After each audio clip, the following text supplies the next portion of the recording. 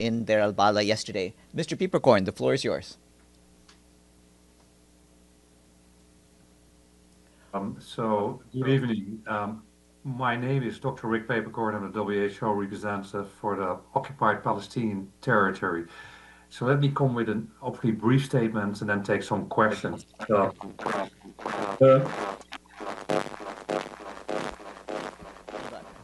There's just a slight echo. One second.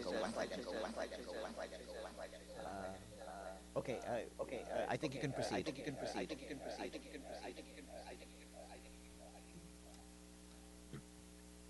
Excuse me. I mean, I heard an echo. Yeah.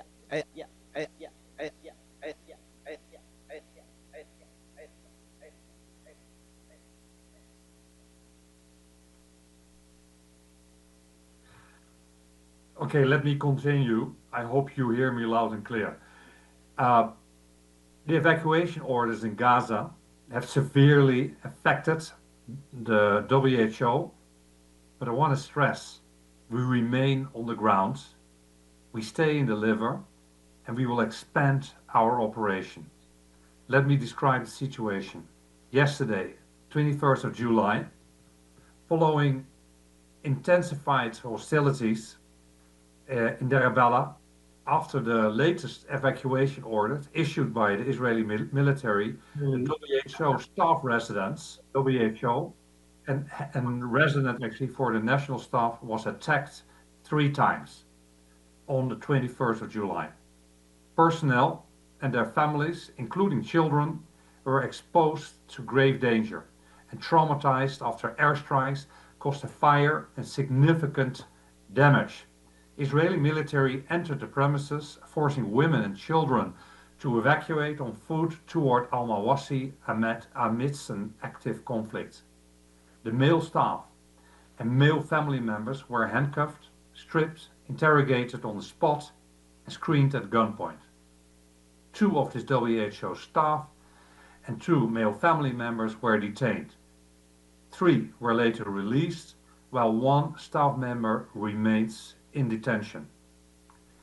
32 people, including the women and children, were collected and evacuated to the WHO office in a high-risk mission. Once access became possible, all carried out by the great WHO team in Gaza. The office itself and WHO cold chain are close to the evacuation zone and active conflict. Now, and talking about today, most of WHO staff housing is now inaccessible in Deir al-Balah. Last night, due to these intensified hostilities, 43 staff and their families, they were already relocated from several staff residences to the WHO office under darkness and significant risk. In another event, which is incredibly serious and devastating, WHO main warehouse, we have 3 warehouses, but our main warehouse located in Deir al-Balah and within the evacuation zone was damaged, destroyed yesterday after an attack which caused explosions and fire inside. We see this as part of a pattern of systematic destructions of health facility. We also understand was reported that was later looted by desperate crowds. There's a few key messages I want to convey. First one, with the main warehouse non-functional and a majority of medical supplies in Gaza depleted, WHO is severely constrained in adequately supporting hospitals, emergency medical teams and health partners, which are, as we know, already critically short on medicines, medical supplies, fuel and equipment. So WHO, we urgently call on member states to help to actually increase the support to WHO and to help ensure a sustained and regular flow of medical supplies into Gaza. We were lucky that actually the same 2 days ago, we brought in some medical supplies and fortunately We brought it into our other warehouse. But a lot of the medical supplies, and there were substantial medical supplies in our main warehouse, they of course these supplies are destroyed.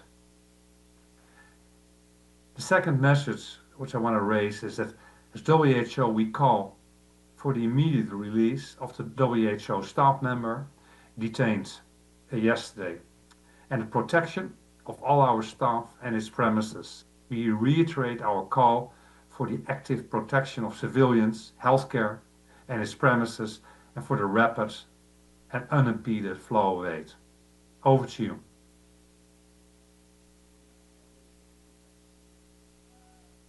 Will? Thank you, Rick. I appreciate the briefing. A couple quick follow-ups. Number one, I think I heard you say that you're going to expand your operations in Gaza, if I heard you correctly in the beginning of your remarks. Is that correct? And I sort of read that as defiance by the WHO against Israel clearly attacking the organization. A, did I hear you correctly? And B, is that a correct way to characterize how do you plan to expand operations is what I'm getting at. I'm sorry. The second question is, can you give any more details about the staff member that is still being held by Israel, and what does Israel tell you why they're holding him? And last but not least, the warehouse that was destroyed, can you give us more details of what exactly was in that warehouse, and is everything lost? Thank you. Thank you. Thank you. Thank you. Thank you. Thank you. Yeah, so let me first try to address your first question. Yeah, this is not a moment to be desperate and to be packing up.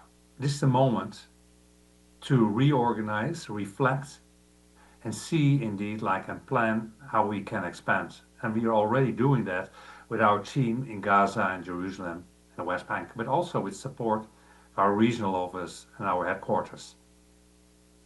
As I said, WHO is the within the one UN, we're the lead agency with regard to health. We're the main provider for medical supplies, essential medicines, medical supplies in Gaza. Fortunately, we have two other warehouses. So WHO, what is our focus currently?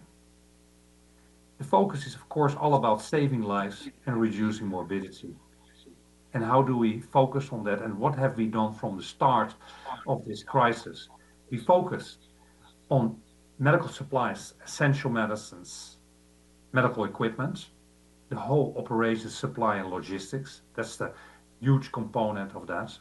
And we will and we want to expand. Of course, this is also a call out to member states. So we will immediately look for other warehouses, etc. And we'll try to make sure when supplies come in that they will be stocked in the other warehouses, and actually go as quickly as possible to the hospitals, health facilities, now health partners, which so desperately need those supplies. That is one. The second component is the WHO does supporting emergency medical teams, getting them in, not just international but also national emergency medical team, getting them in, making sure that they are located at the right facilities, hospitals, and support them as good as possible. Yes, we want to continue with that. You probably heard and read a lot about our support and management of medical evacuations of the critical patients who need it. We estimate still more than 10,000 patients in need to be medical evacuated outside Gaza. Half of them related to the conflict, probably roughly 40% more chronic diseases, cancer, etc. We have been continuing that.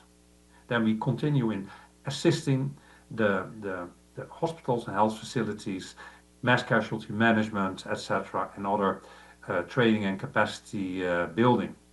So it's a call out, and definitely, defiance, I don't even know, that it's more needed than ever, let me say it this way. So yeah, we will definitely continue and expand. We are there to stay and deliver.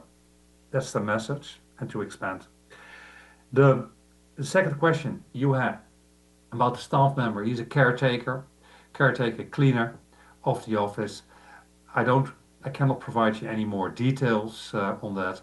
We haven't heard anything. It is constantly raised with the Israeli authorities. They're very much aware of this, and we demand his urgent release. When it comes to the warehouse, and this is maybe where of course, I'm most concerned is about my staff, the national staff, international staff, my teams, and coming every other month in Gaza and working there. I know exactly where they have gone through. I mean, through this horrific crisis of over almost 2 years.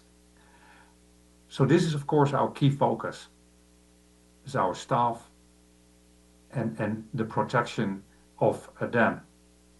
I just want to mention a point which is critically important, that all the UN staff houses, also UN, WHO, staff houses, warehouses, including from international partners, NGOs, etc., all the coordinates are very well known with the Israeli authorities. They are regularly updated, and we are supposed to be protected and actually facilitated. Now, similarly, this applies for the warehouse. In the warehouse, absolutely don't get it, that a warehouse where everyone knows is the main WHO warehouse and the main storage for those scarce and so much needed medical supplies, that has been attacked and hit and indirectly then set on fire. And yes, it is for us, we haven't been able to visit it, but from all the reports we get, and also the mission who extracted the people, the staff yesterday, they were very close by, based on their observations. Yes, it is very much destroyed. And it had a substantial supplies of essential medical supplies and medicines. And for example, the types which are most needed, trauma and surgical supplies, assistive devices, essential medicines like key antibiotics, but also cancer medication, diabetes medication, dialysis supplies, etc. Even a little bit of therapeutic milk we want to get more in. I could mention a whole lot more, blood units, anesthetic drugs, etc., etc. Over to you. Questions? Yes. Hi, I'm Kyoto Tanaka from the Asahi Shimbun, a Japanese newspaper.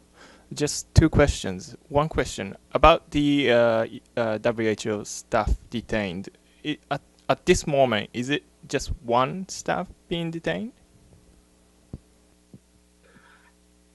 Yeah, you're right. I can confirm at this moment just one staff member which is detained. So 4 were detained during that operation. 3 were released. 1 is still detained. I just want to mention this. Please speak clearly because there's a huge echo from your side. Over. All right, thank you. And I just want to clarify where you are talking from. So currently, I'm the WHO representative. Actually, I was supposed to be on leave. I'm talking from the Netherlands, and my last mission to Gaza. So I come every other month in Gaza. My last mission in Gaza was 2.5 weeks ago, and I think we very much reported. I think on that on those missions as well. Maybe you remember that we reported a lot on the mass casualty incidents which we observed, mostly related to the so-called safe non-UN food distribution sites, and that the hospitals we support, and then major hospitals, they're Nasser Medical Complex and Shifa Hospital in the north, Nasser Medical Complex in the south, that unfortunately what I observed was the same as the first 6 months during this crisis, that they have turned into one massive trauma wards because of the current situation. Over to you.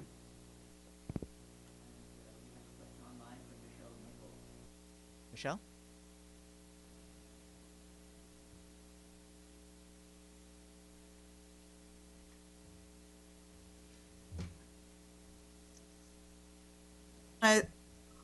on sort of, we're seeing deaths from starvation now and the rates of malnutrition soaring, as the Secretary General mentioned this morning. Do you have any sort of specific data you can share with us on that? Let me say, I don't have current data, and I will ask my team maybe to provide you some data, but let me say this way. We have gone through this cycle before. Maybe you remember in January, February, and March this year, there was also this cycle of hardly any aid coming in and malnutrition levels going up. Now, having been coming into Gaza, I mean, for the last 4.5 years, so malnutrition was never an issue in Gaza. The malnutrition level among infants and under fives was less than 0.6, 0.5% or something like that. What we currently have, and then I remember in January, February, we saw this huge increase in malnutrition among under fives. Huge increase. And currently you talk literally about hundreds and hundreds of kids who are malnourished all over Gaza. But also it has a huge effect on pregnant and lactating women, which was never, before the crisis, was never an issue in Gaza. There was never any malnutrition. So the nutrition rehabilitation centers, which were supported by WHO and UNICEF, for example, in the north, in Kamal Adwan, that's not functional anymore because that hospital is not functional anymore. The few other ones in patient-friendly hospital in the north and in the south, I think there's one or two in the IMC Field Hospital, which WHO also supports, etc. Everywhere, there's a stark increase reported on malnutrition among under fives, but also among adults. We see, and because there's not only a lack of food overall, but there's a lack of diversified foods all over the place. So yeah, it has a huge impact. There are some data from the nutrition cluster. We're talking about a real serious problem. You're talking about hundreds of children which are now malnourished and which should never be malnourished. We have seen we've all seen, and we reported on that as well, the horrific cases when you talk about severe malnutrition. And I remember the last time I was in one of those rehabilitation wards, you look at a girl of 5 years old, and actually as a medical doctor you assess, you think that she's 2 years old, etc. You get that and you see that. Over to you. Questions in the room? Yes, please. Last question.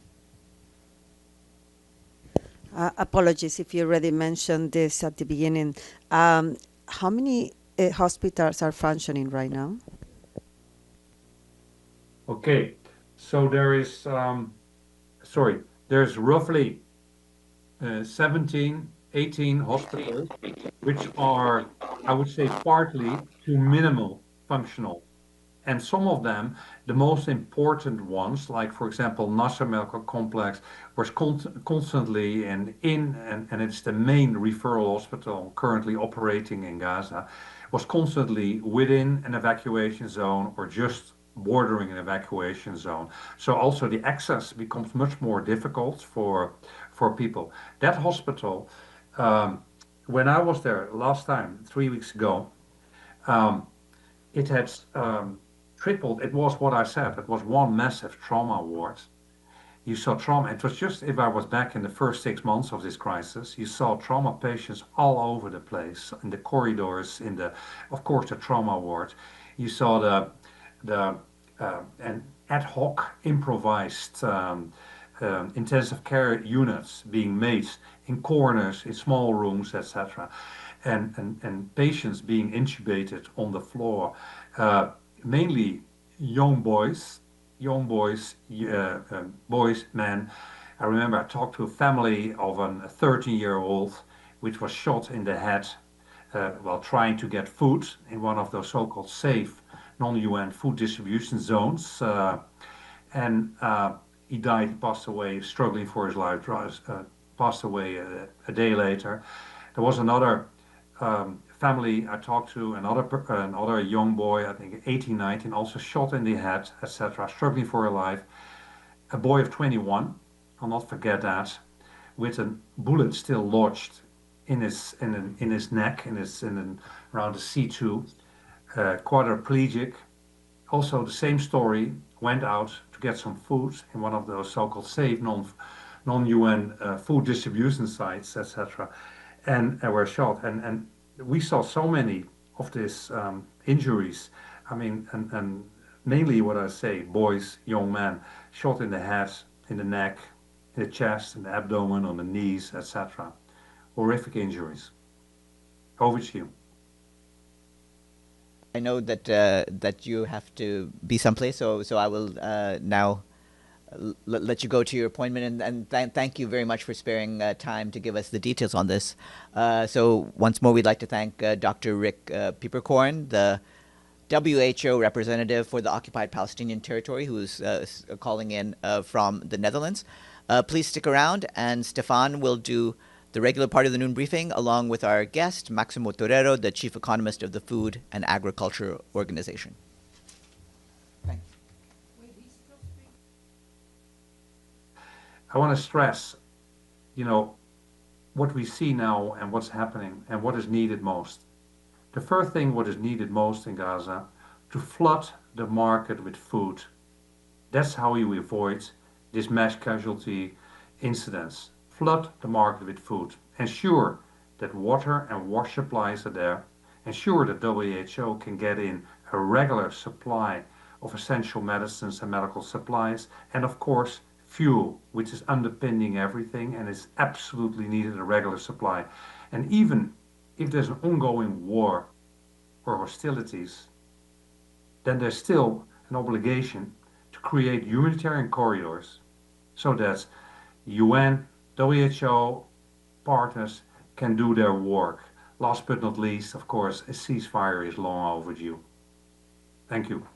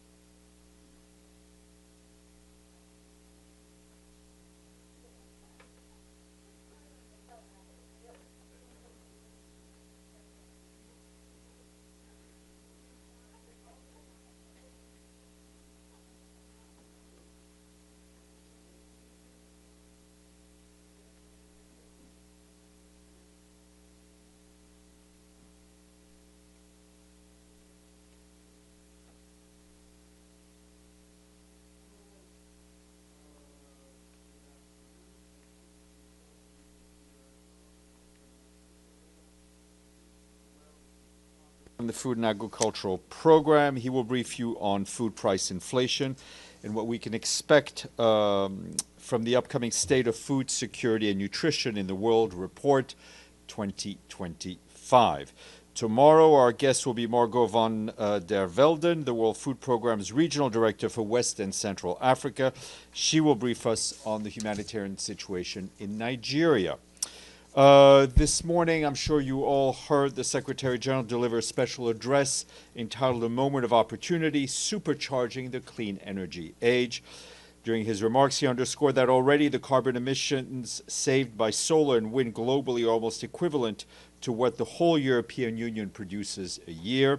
But he said that this transformation is fundamentally about energy security and people's security, and that is about smart economics. The Secretary General said the energy transition is unstoppable, but it is not yet fast enough or fair enough. His full remarks were shared with you. Later on, the Secretary General went to the Security Council chamber where he spoke on multilateralism, and he warned that around the world we see an utter disregard for international law, including international human rights law, international refugee law, international humanitarian law, and the UN Charter itself, all of this without any accountability.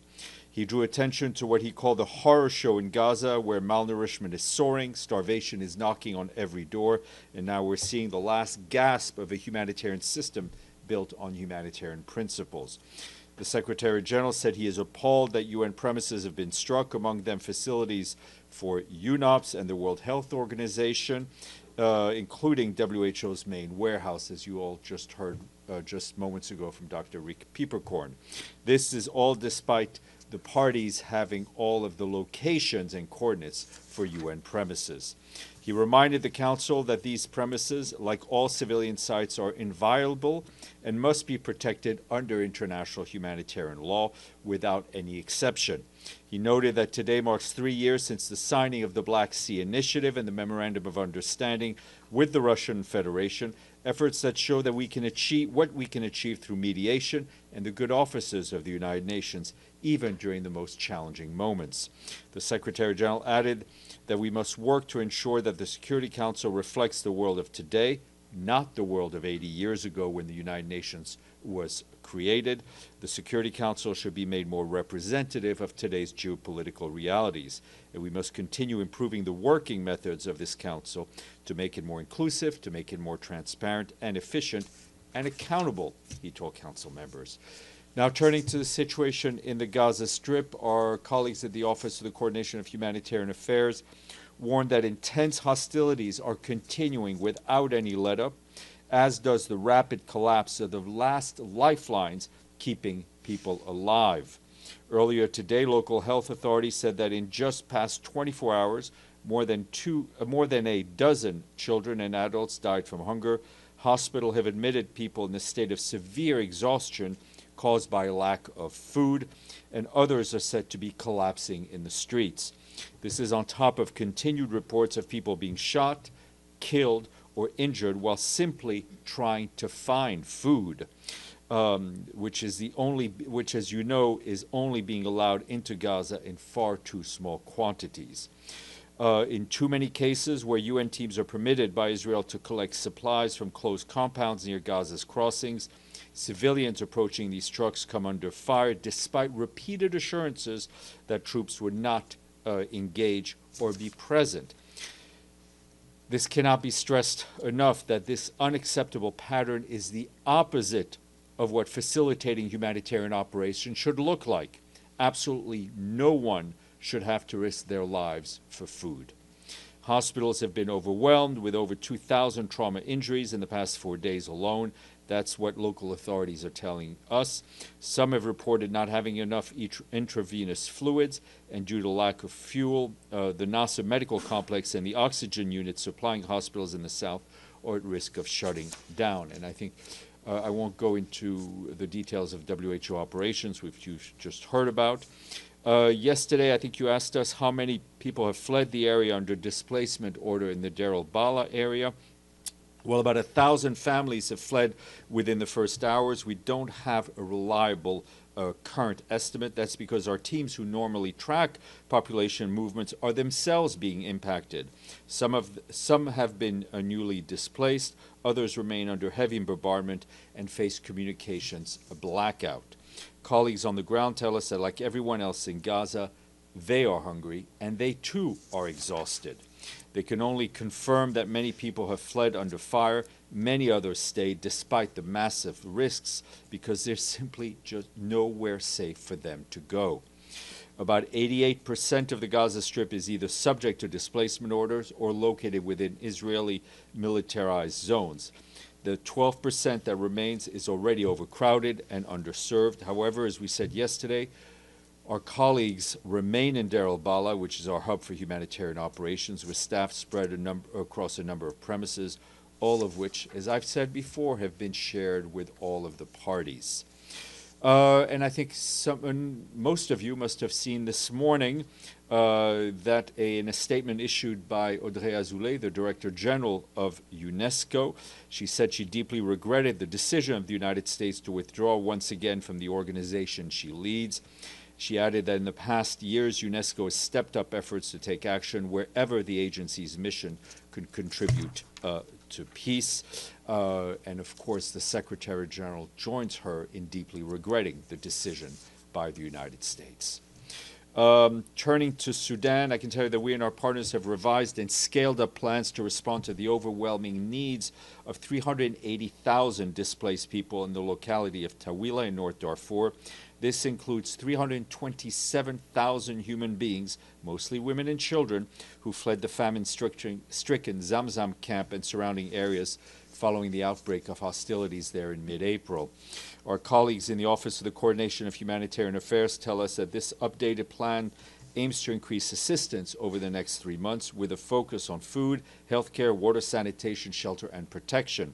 An estimated 120 million United States dollars is urgently needed to implement the plan and to scale up the response. The health situation in North Darfur, as we've been telling you, is deteriorating rapidly.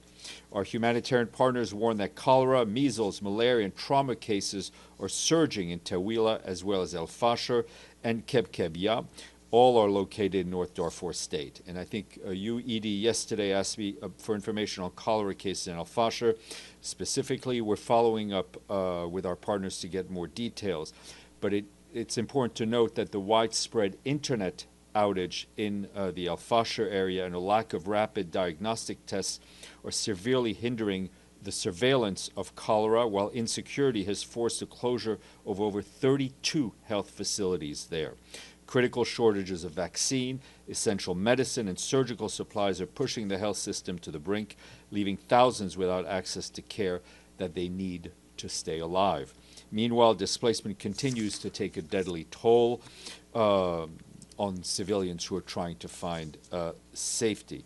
In South Darfur, markets are reeling from sharp price increase driven by flooding and seasonal rivers that have cut off supply routes from Chad and northern state.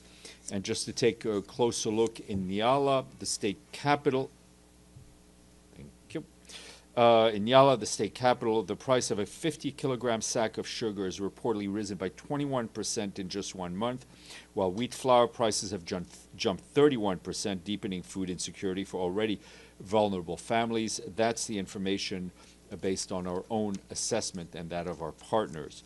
Meanwhile, we remain deeply concerned over escalating violence in the Kordofan region. In West Kordofan state, at least 5 civilians were killed and several others injured in drone strikes on fuel markets in Al Fula and Abu Zaba towns yesterday. That's what local reports are telling us. Massive fires destroyed both markets, striking panic, obviously, among the population. We urgently call yet again for a cessation of hostilities, for the protection of civilians and humanitarian personnel, unimpeded access across conflict lines and border, and increased international support to address the spiraling humanitarian needs across Sudan. And just south of the border, in South Sudan, another dire humanitarian situation which goes underreported. Our colleagues at the World Food Program tell us that this year, over 2 million of the most vulnerable people were reached with much-needed food assistance in the country. WFP estimates that the population of South Sudan, that is half of the 7.7 million people, are facing severe hunger. Of those, 83,000 people are facing catastrophic levels of hunger.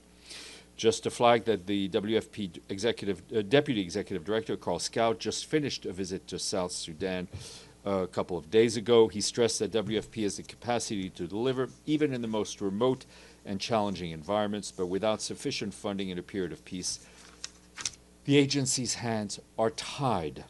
And in the DRC, our colleagues, peacekeepers in MONUSCO, are telling us that they intervened yesterday in Lopa, in the Ituri province, to protect civilians after heavily armed members of the Codeco militia entered the area. Gunfire broke out near the peacekeepers' mobile base in the area as Codeco fighters arrived. seeking a confrontation with the peacekeepers. The violence quickly escalated, resulting in looting and destruction. Despite the violence, 6 civilians, including a priest, were safely evacuated. The UN peacekeeping mission continues to coordinate with Congolese national forces and local leaders to address the ongoing violence and to ensure the protection of civilians in the area. And from turning to Afghanistan, Tom Fletcher, our emergency relief coordinator, today allocated $10 million from our own Central Emergency Response Fund to scale up life-saving assistance at the country's borders. As you know, there's been a surge of returns from Iran in recent weeks. The new funding will help expand support for the most vulnerable, including women and children, as they arrive in their areas of return. During the first 12 days of July alone, some 339,000 people returned from Iran to Afghanistan, bringing the total number to 1.1 million this year so far. Families account for more than 60% of the total returns from Iran. 43% of those returning are children under the age of 18. This includes a growing number of unaccompanied and separating children, which is obviously raising a lot of concerns. Our humanitarian colleagues note the majority of the recent returnees are traveling onwards to urban centers of Herat and in Kabul, and many need urgent support.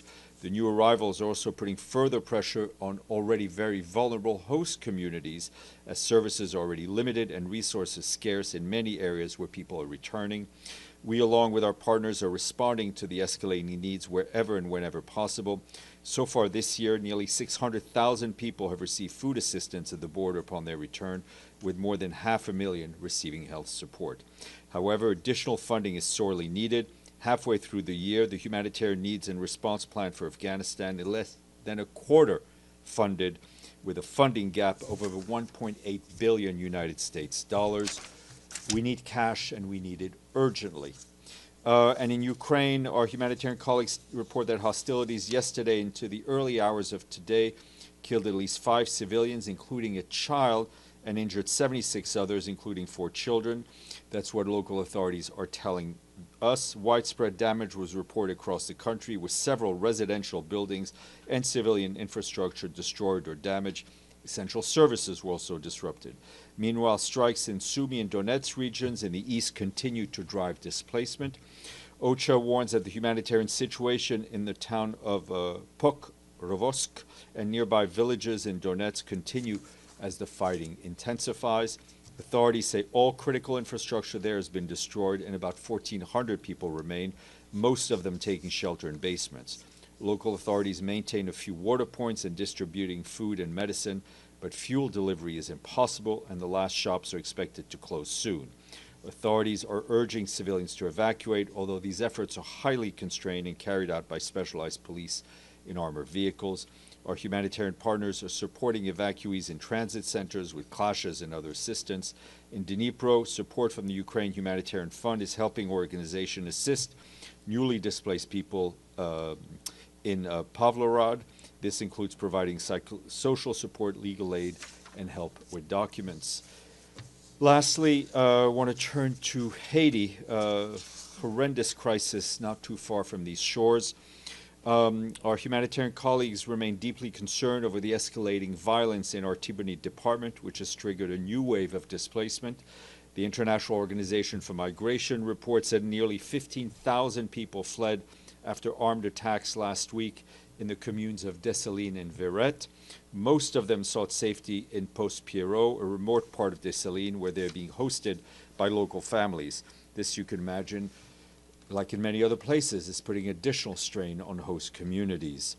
Elsewhere in the Artibonite department, security situation in Lester is worsening. Clashes erupted between gangs and local self-defense group on Saturday, leading to additional displacements and damage to civilian property. This follows a series of coordinated offensive by gangs between the 14th and 17th of July across several parts of Artibonite. In addition, casualties, preliminary reports indicate homes and vehicles were destroyed. Displaced families are in urgent need of hygiene supplies, food emergency shelter, medical assistance, and other essential items. However, OCHA warns that ongoing insecurity continues to severely restrict humanitarian access, making it difficult to reach those in need. The latest displacement adds to an already dire situation nationwide. As we told you last week, nearly 1.3 million people in Haiti are displaced, the highest number ever recorded in Haiti due to violence and insecurity. OCHA reiterates the urgent need for scaling up humanitarian support and protection of families across the country. We continue to work with partners and authorities to improve access, mobilize additional funding, which is obviously critically needed, and ensure humanitarian assistance reached most in need, despite increasingly constrained operating environment. Basta. Edie. Thank you, Steph. On Gaza and the escalating malnutrition, reported deaths from starvation, excuse me, what action is the Secretary General taking in terms of trying to contact Israeli officials and try and get some responses? We are trying at all levels with Israeli officials to allow us to do the work that we're able to do and that we so desperately need to do. And I can tell you that messages have been passed on at all levels directly from the Secretary General. Yes? The United States announced that it would withdraw from UNESCO earlier today. It would withdraw at the end of 2026. Does the Secretary General have any comment? He does have a comment, and I read it out. I said he deeply regretted the decision. He joins Audrey Azoulay deeply regretting the decision. I must have missed that, but I have a follow-up then. That Gideon Sarf has said that on the matter, that singling out Israel and politicization by member states must end in this and all professional UN agencies. Any comment on that? Well, I can tell you, first of all, let's be clear. United Nations Secretariat personnel or the heads of agencies cannot be held responsible for the statements that delegations make within the various legislative bodies of this organization, nor should they be held responsible for the resolutions that member states pass. And I can tell you from UNESCO's standpoint, they have been at the forefront, and especially its Director General personally, in the fight against anti-Semitism. Lenka, and then Linda. Thank you. Just a follow-up on UNESCO. The U.S. also said that UNESCO should revise its own culture and that they have this bias and that they have globalist agenda. Do you think, does the Secretary General think that UNESCO should try to accommodate the U.S. concerns because they had the same in 2018? Or does he think that they should try to actually, just continue whatever they are doing? I don't really understand what a globalist agenda is. I think every member state has had some complaint about the way the organization as a whole, the whole UN agency system works. I think our comment to every member state is participate if you want to change things. Yes, ma'am, and then I'll come to you, Linda. Hi. Following up on UNESCO too, we've been through this before, so I was wondering what is different this time in the way the organization can face this withdrawal? UNESCO is a specialized agency in terms of the impact, the financial impact, operational impact. I would ask you, we can put you in touch with them. I can't speak to them. I can't speak for them to that. That makes sense. Linda, then Pam. Thank you, Steph. I was wondering if you're familiar with, I gather there was a statement released by the editorial committee of the AFP about the state of their journalists or freelance journalists in Gaza, and that they were lamenting, warning that there are very few local journalists who are capable of reporting these days. Some of theirs are just too weak to work. Hunger has struck them as many locals. And I was just wondering, is this something the UN has heard about? And also, Is this situation, have you heard this regarding the state of journalism in Gaza? I mean, I read the statement, and it is heartbreaking, right? And it is a reminder of the work that those journalists who have stayed in Gaza, those Palestinians who have stayed in Gaza, are putting their lives on the line to report, right? In the face of fighting and in the face of hunger. We have repeatedly called for journalists to be allowed in to Gaza to report. And I think often you all ask me questions saying, you know, the Israelis say this, or Hamas says this, and the UN says that. If there were journalists on the ground from your organizations, perhaps those answers could be gotten by doing the work that journalists do. It's also a reminder that everyone in Gaza, every Palestinian, including our own colleagues, are suffering. Our Palestinian colleagues are hungry as well, and they have to work, and they continue to work. They continue to try to feed their fellow Gazans, and they're also trying to feed their own families. Does the UN have any sense of the decrease in the size of the journal? You know, I mean, we don't have a, you know, we don't have a head count of journalists, but I think most international news organizations have stringers or people they work with in Gaza, and I'm sure they're seeing the same thing. Gabriel. Thank you, Steph. I want to go back to the WHO incident and the attack by Israel on the WHO facilities and staff members. I won't repeat everything that Israel did, but detaining, storming the facility, the list goes on. They still have one staff member that is detained by Israel. If any other member state did this to a UN facility and UN staff, there would be major uproar. But it seems like, because Israel is doing it, and because they've been doing it for 2 years now, that it's just sort of a shrug of the shoulders. Not you, not the SG, but just in general. What is the SG going to do to finally end this impunity by a member state? The Secretary General cannot be and should not be a lone voice in the desert. United Nations staff serve on behalf of the United Nations, and the United Nations is made up of 193 member states who all signed on to the Charter, right? Who all signed on to the Universal Declaration of Human Rights. All those countries have to respect international, have to respect the Charter, and when others don't, they have to call them out. Okay, yes, Pam. Thanks, Steph. A little more on UNESCO. This DG, Azoulay, increased the programs to fight anti-Semitism. Now some of the budget will be cut back because of the U.S. withdrawal. We've been through this before. They survived. How do you think they'll make up the money that they'll need to keep some of those programs going? Look, and then I have a again, that's a question you have to ask UNESCO. I don't think the U.S. funding of UNESCO is nowhere near the share of the Secretariat's own funding. So I have no doubt that they will continue their activities because they believe in those activities, and they will continue those. Oh, sorry, Yep. just a second. On next week's two-state solution conference, we haven't gotten much.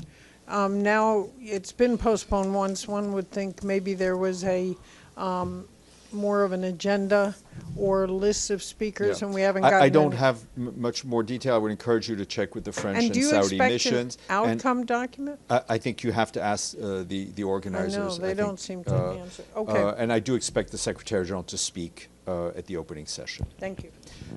Michelle Nichols. Thank you, sir. Two quick questions.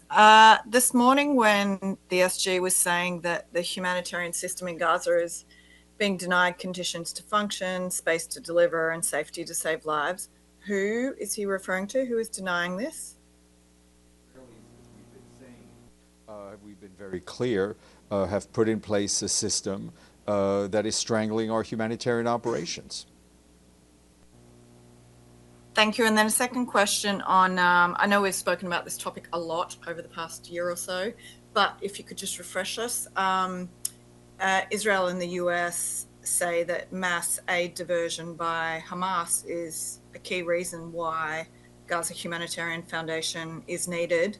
Has the UN seen evidence of mass aid diversion by Hamas in Gaza? No. And I think our friend Carl Scow used more words to answer that question when he was here about 10 days ago or so. All right, Sinan, and then our friend Massimo has been more patient than usual, so we'll go to him very shortly. Yes, please. Thank you, Steph. At least 1,700 people, mainly Alawite civilians, were killed in the waves of the violence, according to Syrian Observatory Human Rights. They published this report today, and they said the most of the casualties were caused by government or government affiliated forces. And on the other hand, they said they also identified nearly 300 suspects. Any comment on that? We've seen the report from the Syrian Human Rights Observatory, which is extremely disturbing, to say the least. As in other cases of sectarian violence recently in Syria, it is vital that the government pursue accountability, that all perpetrators, regardless of their own affiliation, whether professional or ethnic, be brought to justice. The families, the victims, are entitled to justice. Just quick follow-up, if you don't mind. Last week during the Security Council meeting, some member states also said that the Syrian government, I mean the transitional government, still didn't send any report to Security Council since they asked for a report about the casualties a few months ago. So I wonder if Secretary General has any critics for the transitional government about... Listen, the transitional government is exactly that, and I think it came into power the way we know it came into power. It inherited a country that had been for more than 10 years in conflict. There are a lot of issues that they have to deal with. We are there to support them, but there are things that the transitional government has to produce, notably an environment in which every Syrian, regardless of their ethnicity or their religion or their past, feels safe. Okay, thank you very much. Maximo, good afternoon. I hope you're still awake. We are delighted to welcome you. So without further ado, we'll turn it over to you to talk to us about food price inflation and what to expect in the next State of Food Security Nutrition report. Please. Thank you very much, Steve. And today we had a special event to talk about the second part of the SOFI, the State of Food Security and Nutrition in the World, on food prices, causes, consequences, and policy lessons. What we have seen between 2020 and 2024 in the world has experienced a dramatic increase in food prices driven by a combination of unprecedented global shocks. The episodes described in this publication brings up what we call a perfect storm, illustrate how fragile global agri-food systems remain in the face of compounded disruptions. The only time we have seen something similar was around in the 70s. So what are the major events that have combined their efforts to create this situation? COVID-19 pandemic, where governments launch a massive fiscal stimulus and relief programs to protect households and firms, equivalent to around 16% of GDP. This created a pressure on demand side, which resulted in inflation, which create a problem in terms of inflation in developed and developing countries. Then we have the war in Ukraine that exacerbated the situation of prices because of restrictions of mobility of key commodities, given that Ukraine was a key exporter of wheat, sunflower oil, and fertilizers, and also because of restrictions of movement of fertilizers from Russian Federation. The war reduced food exports, disrupted trade routes, and pushed up fuel and input costs, amplifying inflation across the globe. And finally, climate shocks, which frequency and intensity has been increasing in terms of droughts, floods, and heat waves in major producing regions, which has added these constraints. As a result, the food inflation soared a peak of 13.6% in January 2023.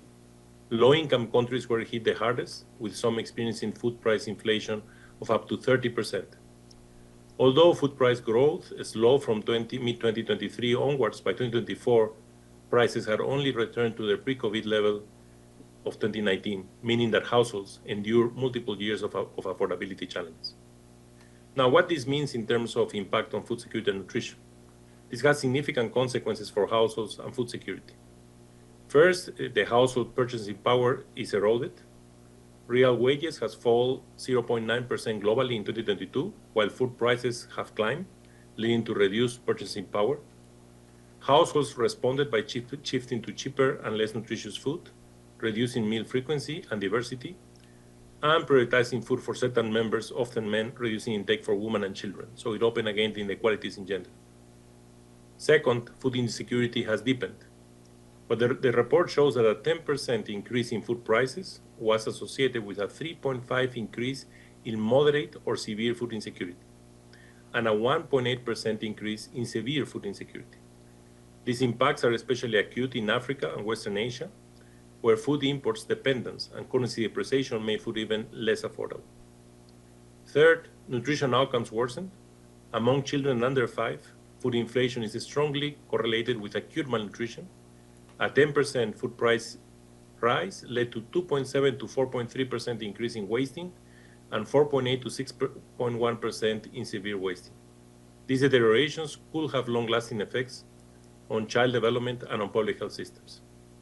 Now, the impact has been uneven, mostly affecting the poorest countries, mostly located in Africa. There were some improvements in Asia and Latin America due to stronger social protection and economic recovery. But in low-income countries, we see the numbers to continue to be increasing and therefore affecting the most poor populations. Additionally, countries with food import dependency and weakening currencies face compounding challenges as their currencies depreciated partially due to the rising global interest rates, and they were forced to pay more for food import price in the US dollars, deepening food inflation.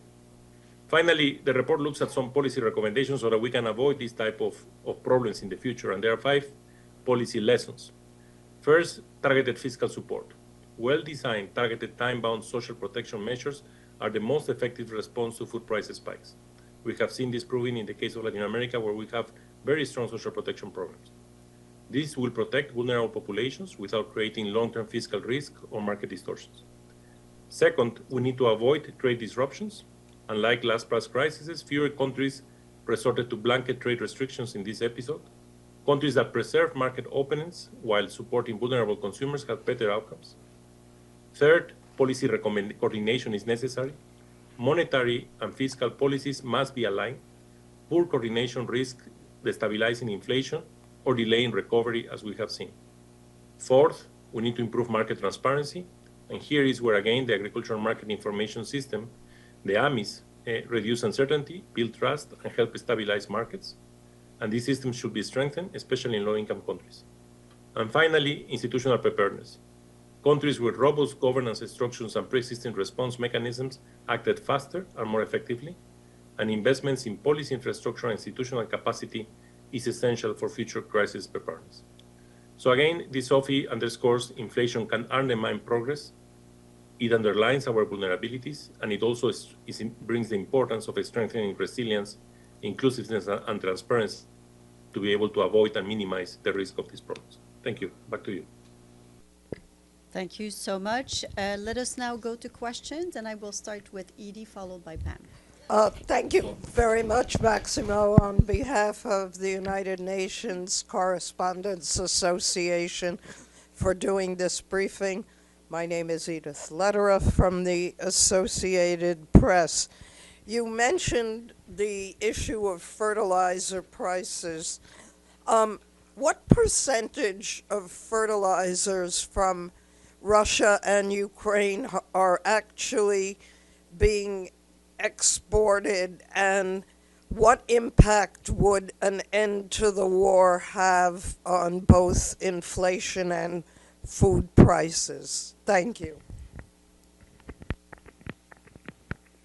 Thank you very much, Ed. Nice to see you again. In the moment of the beginning of the war in Ukraine, of course, there was an exacerbation because Russia Federation was the first exporter of nitrogen to the world, plus also there were the restrictions of gas, and that resulted in a substantial increase in fertilizers. Over time, this has been resolved. There was more mobility of fertilizers around the world, and there were also new sources that started to come out. So the situation right now in terms of price of fertilizers has stabilized. But in the case that we see again a restriction to mobility of fertilizers, especially of key exporting countries, because it's a very concentrated market, yes, again, this will affect input prices and this will affect the prices of commodities, of food commodities. One of the more clear examples of the impact was on rice. During the war in Ukraine, rice prices were low because there were enormous supplies. But after a period of time in the next season, because of the high prices of fertilizers, which rice is intensive in use, there was less production of rice, and therefore that has an impact on rice prices after several months of the war in Ukraine. Let me go now to Pam and then Linda. Thank you, Dr. Torero. It's Pamela Falk from U.S. News and World Report. Thanks for the background.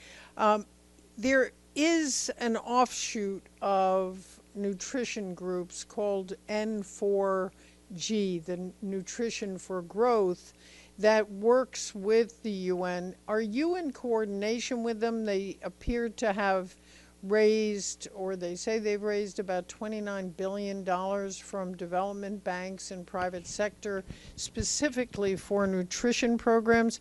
How do you interact with them? And then also, just on the report, usually we can get a little sneak peek embargoed or an outline or something before the 28th when it's released. You're talking about it, but we don't have any reference points. Would appreciate it. Thank you. No, sure. Thank you so much. The Nutrition for Growth, there was a summit in France, and that's where there were these commitments that you were referring to. Of course, we are in full coordination. We are part of the UN Nutrition Group. FAO has a huge nutrition group related to it, and we are working with them. Although significant amount of those resources, of course, are realignments or reassignments. The important thing that the report tries to bring is what I was referring of the impacts of price inflation, which is different to commodity prices. So commodity prices increase until the war in Ukraine, and then they start to recover. But food prices continue to increase constantly over time. And that's because they have other elements in addition to just the raw commodities. There was the energy prices that were increasing also, the transportation costs as a result of that, the labor costs were increasing. Now, what this means, it means that it will affect the quality of what we eat, because if a significant share of my budget is on food and food prices increase, I will basically, as I mentioned before, deteriorate the quality of my diets, and that will have an impact, of course, in nutrition. And that's where these policies and this N4G is a good way to be able to accelerate and to focus interventions. What I mentioned before is that a 10% increase in food prices will lead between 2.7 and 4.3 increase in wasting, and 4.8 to 6.1% in severe wasting. So it's a significant impact. In addition, of course, there is an impact on severe food insecurity of 1.8%. So yes, it's very important to keep coordination. We closely coordinate with them, and we are part of that process. Can you just clarify one piece? Thank you, Steph. One piece on what you said. You said that amount that they referred to was some of its reassignments? Yeah, there is a combination of new pledges and also reallocation of resources towards nutrition work. So both of them brings the bigger numbers that you were referring to. I see. Reassigned from where? Yes, that countries are committing, and then they are saying, okay, let's reallocate these activities to nutrition. Thank you. Linda. Excuse me. Thank you. Linda Fasulo, NPR at the UN.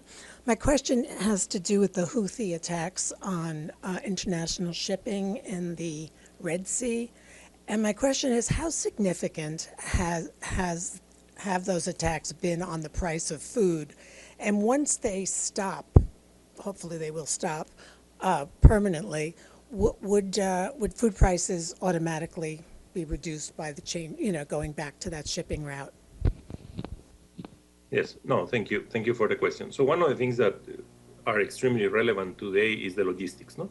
How we move fruit from one location to the other, especially because in the cereal world, the market is highly concentrated. There are very few countries that are the key exporters of those cereals to the world. And similarly in high value commodities.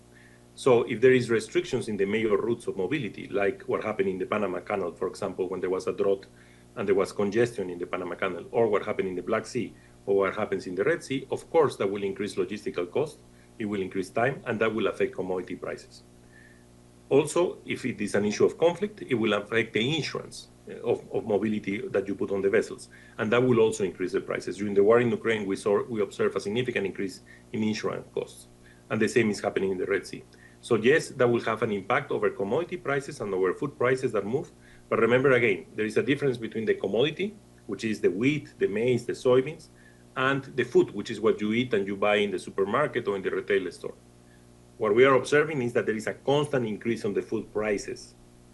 The commodity prices spiked because of the elements I mentioned before, COVID-19, the war in Ukraine, the logistical issues, but then they started to fall again. The food prices continue to increase. And that's because of other elements attached to the production of food, which is not just the commodity, no? Very good. Do we have additional questions in the room or online? I don't see questions online, I believe. So I think we will wrap up. Thank you so much, Maximo, for joining us once again today. So we had with us Maximo Torero, the Chief Economist of the Food and Agriculture Organization. Thank you so much, and we will watch out for the report. Thank you.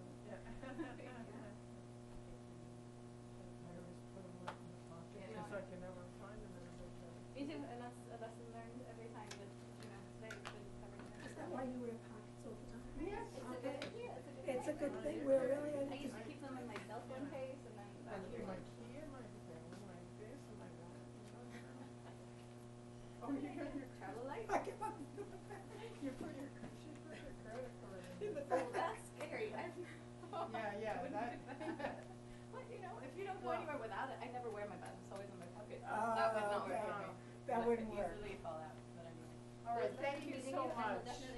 I'm following up, I've already chased them, so we should be able to get you through something.